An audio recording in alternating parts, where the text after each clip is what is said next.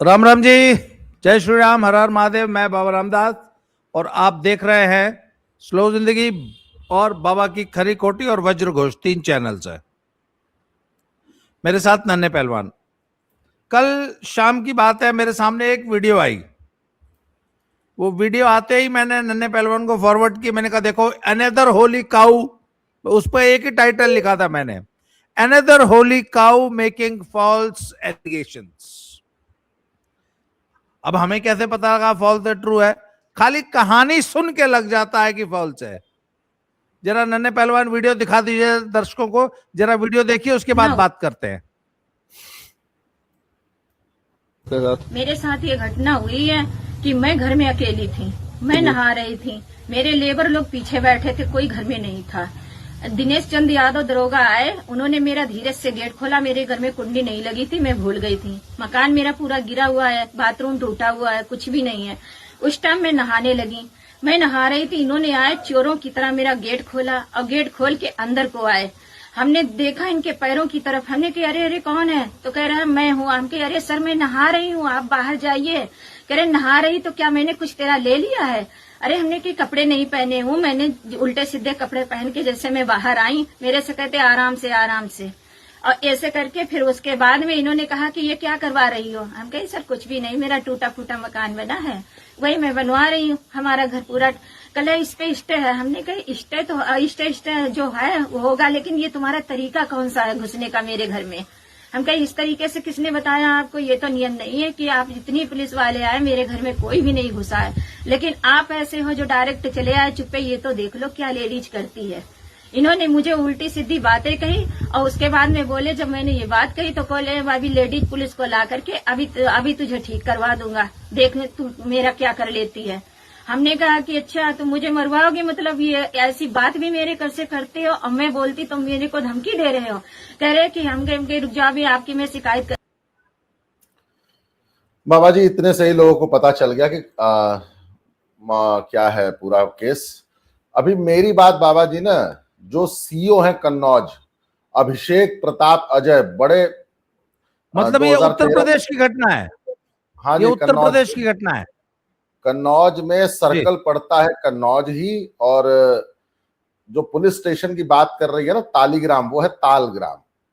और अभी मेरी बात हुई है सीईओ कन्नौज अभिषेक प्रताप अजय, बड़े होनहार पुलिस वाले हैं। पिछले साल अक्टूबर में एक लव जिहाद के केस में एक अपराधी का एनकाउंटर भी किया था, उनसे भी मेरी बात हुई है। तो उन्होंने मुझे साफ साफ बताया कि अरे भाई पुलिस गई थी, एक्चुअली जमीन पे है स्टे, और स्टे का मुकदमा चल रहा है इसके खुद के देवर से और ससुर से। उन्होंने मुझे पूरी बात बताई है कि स्टे था और ये जबरदस्ती उस पर घर बनवा रही थी। पुलिस रोकने गई है तो उसने पुलिस पे ही एलिगेशन लगा दिए। एक्चुअली इंडिया में जो होली काउज है ना, और इनके लिए जो हमारी न्याय व्यवस्था है, वो खुद ही इनको इतना बढ़ावा देती है कि पुलिस कुछ नहीं कर पाती।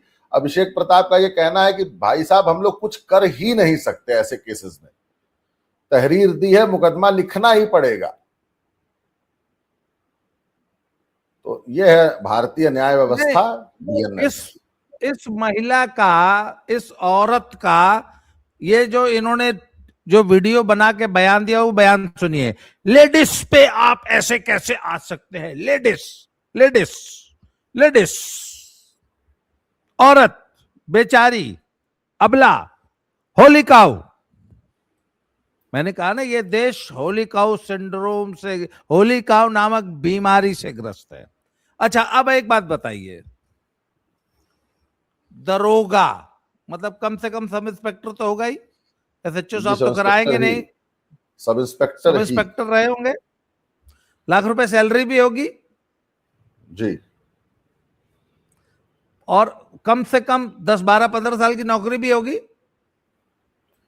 हाँ इतनी तो होगी ही। एक बात बताइए मुझे, एक दरोगा, एक सब इंस्पेक्टर जो कि एक इतने रिस्पॉन्सिबल पोस्ट पे है, उसको नहीं पता है कि आजकल 1 मिनट में एलिगेशन लग जाता है और हर व्यक्ति के हाथ में फोन है, कोई कहीं भी वीडियो रिकॉर्डिंग कर लेगा।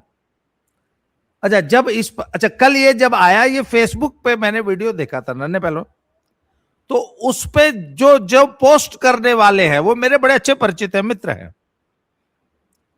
उन्होंने, उनका जो टोन था वो ये था कि देखो पुलिस कितनी अत्याचारी है। उनका जो आशय था ना ये वीडियो पोस्ट करने का, और उसके नीचे ज्यादा नहीं, चार, अभी नया नया ही पोस्ट किया था, 4-5 कमेंट्स थे, और 5 कमेंट्स का ये, अरे पुलिस का क्या है, अरे पुलिस तो अत्याचारी है, पुलिस तो पैरेलल सरकार चलाती है, पुलिस निरंकुश होती है। अच्छा, ऐसे में हमें, अच्छा मुझे लोग क्या कहेंगे, भैया दरोगा जी यादव जी हैं, हमारे ऊपर तो आप जानते हैं हमेशा जातिवाद का आरोप लगता है। ऐसे में तो हमको भी, हमारे लिए तो बहुत अच्छा मौका था बहती गंगा में हाथ धो लेने का। अखिलेशियन बता दो, मुलायमियन बता दो, जदमुल्ला बताओ, हाँ, ये यादव जी मुलायम सिंह के चले हैं, ये नहीं नहीं, अब नैरेटिव क्या बनता है, ये मुलायम सिंह के चले हैं। ये वीडियो ना सैफरन राजेश सिंह नहीं है, बनारस वाले, हाँ उन्होंने डाली है, उन्होंने डाली थी, और उन्होंने नीचे लिखा है कि ये दरोगा जी अखिलेश यादव से प्रभावित है। मतलब सही बात है कि हिंदुस्तान में, मतलब राजेश सिंह बड़े एक्टिव आदमी है सोशल मीडिया पे, वो भी ये गलती कर जा रहे हैं, ध्यान नहीं दे रहे कि कौवा कान ले गया तो कान नहीं देखे, कौवा पकड़ लेंगे दौड़ा के। ये हाल है हमारा। भाई 1 मिनट, हमारे लिए तो बड़ा आसान है ना। देखिए योगी जी को की सरकार को बदनाम करने के लिए यादव लॉबी एक्टिव हो गई है, महिलाओं की सुरक्षा खतरे में है यादव जी लोगों के कारण। भाई हमारे लिए as a YouTuber, as a influencer, हमारे लिए तो ये बड़ा आसान रास्ता है। जितनी सनसनी उतने व्यूज। हाँ, पर हमने क्या रास्ता चुना? अच्छा मुझे एक बात बताइए, क्या आपको सचमुच लगता है कि एक इतना रिस्पॉन्सिबल पोस्ट पे एक आदमी जो कि रोजाना पब्लिक डीलिंग कर रहा है, भाई दरोगा ऐसे 10 केस रोज हैंडल करता ही होगा, 10-15 साल की अगले की नौकरी है, उसको मालूम है भैया कहां जाना है, क्या करना है, कैसे करना है, कौन सा प्रोटोकॉल फॉलो करना है। आजकल 1 मिनट में नौकरी चली जाती है, 1 मिनट में सस्पेंड हो जाते हो, 1 मिनट में आरोप लग जाता है। तो वो क्या ऐसी इतनी बड़ी गलती, गफलत या इतनी बड़ी धृष्टता, इतनी बड़ी अनुशासनहीनता करेगा, आपको लगता है? अच्छा ये वैसे, अच्छा कोई कॉमन सेंस, ना दरोगा हो, कॉमन आदमी भी अगर आप घर में घुस गए, हालांकि अगर तो बाबा जी निहायत, अगर तो निहायत अनपढ़ है, एकदम में बौड़म है, जिसको हम लोग सीधवा कह देते हैं, सीधवा तो ये गलती कर सकता है एक बार, समझदार इंसान अगर अनपढ़ है तब भी नहीं करेगा। इतना तो उसको भी पता है कि घर में महिला अगर अकेली है तो उसके साथ आप कुछ न भी करें तो भी वो आपके साथ बहुत कुछ कर सकती है। अभी मैं दीपिका नारायण भारद्वाज का एक ट्वीट पढ़ रहा था उनके ट्विटर हैंडल पे, लड़की का अफेयर था 3 साल से, बड़ा सीरियस, माँ बाप को नहीं पसंद था, लड़की की शादी कर दी। मैं गांव की बात बता रहा हूं और अच्छे घर की बात, कोई गरीब पृष्ठभूमि की लड़की की बात नहीं कर रहा हूं मैं, संभ्रांत जमींदार फैमिली, लड़की की शादी कर दी, लड़की ने अपने पति को हाथ नहीं लगाने दिया। एकदम वो चिरैया वाला केस है जो वेब सीरीज आई है चिरैया, कि हम बातें करेंगे। 1 हफ्ता बात करती रही, फिर पीरियड्स का बहाना कर ली, हैं 12-14 दिन हो गए। लड़के ने ये बात अपनी भाभी से, चाची से कही कि भैया 15 दिन हो गए और ये नखरे चल रहे हैं इनके।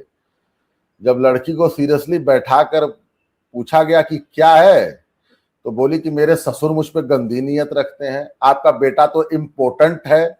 लड़के का मेडिकल टेस्ट करा लिए, लड़का एकदम फिट निकला। फिर बोल दी, नहीं पहले बोली कि लड़का इम्पोर्टेंट है, जब लड़के का मेडिकल टेस्ट क्लियर हो गया तो बोली कि मेरे ससुर मुझ पे गंदी निगाह रखते हैं। भैया पंचायत हुई तो पंचायत ने बोला कि ऐसा कुछ नहीं है। उसके बाद गई अपने घर, तो हुआ कि भैया छुट्टा छुट्टी करा दो, नहीं अगर रहना लड़के के साथ छोड़ दो। पंचायत ने हुआ कि छोड़ दिया जाए। अपने घर गई, एलिमनी मांग ली 30 लाख कि शादी में जो खर्च हुआ वो पैसा दो। तो पंचायत जुटी, पंचायत बोली कैसा पैसा भैया, छोड़ के तुम जा रही हो, बल्कि तुम दो पैसा लड़के वाले का जो लगा है। महारानी थाने गई, ससुर पर रेप का मुकदमा लिखाई, ससुर सीनियर सिटीजन है, जेल में है। ये है भारतीय न्याय व्यवस्था, बीएनएस। और फिर और ये है हमारी होलिका हाउस, ये हमारी होलिका हाउस है। ये दीपिका नारायण जी की वॉल पे आपने केस पढ़ा है जी, और ये रोज का काम है।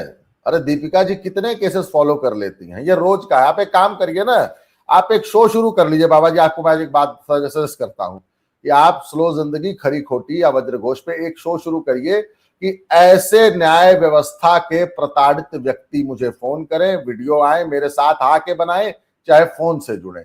विष्णु तिवारी आज आ रहे हैं ना, कल सवेरे पहुंच जाएंगे, उनकी टिकट हो गई है। विष्णु तिवारी आज, वह विष्णु तिवारी वही लड़का है जो 20 साल एक फर्जी केस में जेल काट के आया है। उसके ऊपर झूठा 376 और SC/ST एक्ट का मुकदमा था। वो 20 साल जेल में रहे, वापस आए, इंदौर में बेचारे धक्के खा रहे थे। मैंने उनको टिकट भेज दिया है, आज शाम को 5 बजे वो चलेंगे, कल सुबह दिल्ली आ जाएंगे। दर्शकों की जानकारी के लिए बता रहा हूं। तो भैया अब एक निवेदन दर्शकों से, जैसे इसी वीडियो पर जो दर्शकों की चाहे दुइये चाटू प्रतिक्रिया आई, अगर अभी हमने saffron Rajesh ji wall check नहीं की है, जनता का जो प्रथम रिएक्शन होता है ना, वो उस महिला को होली काऊ मान के सच मान लेते हैं। और जो भी पुरुष सामने होता है, इस केस में तो मान लीजिए यादव जी दरोगा जी थे, कोई भी होता, उसको भैया मुझे तो इसका ना, एक बार बहुत पहले ऐसी ही एक घटना हुई थी, पुलिस के ऊपर कोई आरोप लगे थे, तो मैंने कहा मुझे एक बात बताइए, गवर्नमेंट को एक रेगुलेशन बनाना चाहिए। विदेश की कुछ देशों में कुछ पुलिस फोर्सेस इसको इस्तेमाल भी करती हैं। कोई भी व्यक्ति जो पब्लिक डीलिंग कर रहा है, he should wear a body cam. अच्छा, अगर इन दरोगा जी ने बॉडी कैम पहना होता और ये उस महिला को सर्व करने नोटिस गए होते कि आप स्टे के बावजूद मकान बना रही हैं, तो ये घटना होती?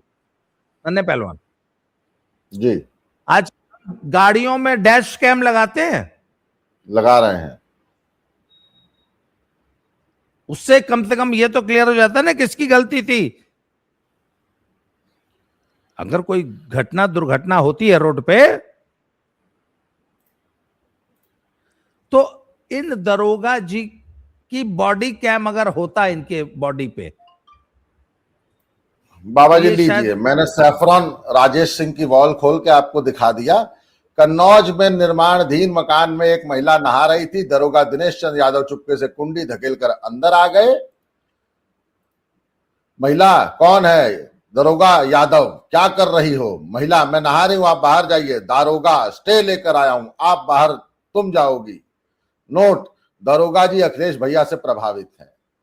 ये है हाल हमारे सोशल मीडिया इन्फ्लुएंसर्स का। मतलब कुछ भी पेश कर दो, फिर जातिवाद और जातिवाद का इल्जाम हमारे पे है। नहीं, खैर चलिए, राजेश भाई मेरे बड़े अच्छे मित्र हैं और मैं ये नहीं कह रहा हूं राजेश भाई हमारे मित्र नहीं है, लेकिन सोच लीजिए कि ऐसे समझदार व्यक्तियों से भी ये गलतियां हो जाती है। समाज का एटीट्यूड जरूर पता लगता है जी। और जब भी मैं दर्शकों से कहूंगा, जब भी आपके सामने ऐसी कोई घटना आए, पहले उसकी स्वयं विवेचना कीजिए, स्वयं से तर्क कीजिए, फिर उस पर कोई प्रतिक्रिया दीजिए। और एक बात बताऊं यार, ठीक है नन्हे पहलवान, पॉलिटिक्स करनी चाहिए, नैरेटिव चलाना चाहिए, पर भगवान से भी डरना चाहिए। भाई दरोगा जी अपना काम कर रहे थे, अगर उनका नाम यादव है तो हम क्या सीधे उनको अखिलेश भैया से प्रभावित बोल देंगे? यार एक बात बताइए ना, 20 साल की सजा, बल्कि फांसी, दरोगा जी के लिए फांसी मांगनी चाहिए। हाँ, तो अब तो दरोगा जी के लिए फांसी और दरोगा जी का एनकाउंटर मांग लेना चाहिए। भाई सारण वाले केस में अंततः क्या हुआ? वो जो बड़े बड़े वीडियो बहादुर यूट्यूबर्स बना रहे थे, अब सब दिल में दुबक गए हैं। अच्छा बताओ, इनकी सबसे अच्छी क्वालिटी क्या होती है बाबा जी? लोग भूल गए, नेक्स्ट, भूल जाओ, छोड़ दो, पुरानी बातों का कोई इनका तो इनके जीवन का सिद्धांत है, थूको और भागो। हाँ एकदम, कोई क्रेडिबिलिटी नहीं, कोई अकाउंटेबिलिटी नहीं। याद है आपको योगेंद्र सलीम यादव क्या क्या कहता था हरियाणा चुनाव पे? उसके बाद क्या हुआ, भाग लिए। हाँ, अब अगला चुनाव देखा हाँ, जाएगा। तो ये हाँ, लोग यही हैं, इनकी जबान की कोई क्रेडिबिलिटी है ही नहीं। हाँ। तो जी हमारी है भैया, पर एक मिनट, हमारी है। हम कुछ भी बोलते हैं तो हमें पता होता है, कमेंट बॉक्स में लोग अभी औकात बता देंगे, या कल को फिर से जब आना है तो जवाब देना पड़ेगा, और लोग कमेंट बॉक्स में पूछते हैं, और हम तो अपने नेगेटिव कमेंट्स को भी दिखाते हैं। हम एजेंडा के खाली कमेंट्स को ब्लॉक करते हैं, अदरवाइज हमारे जो क्रिटिकल कमेंट्स होते हैं हम उनको भी दिखाते हैं।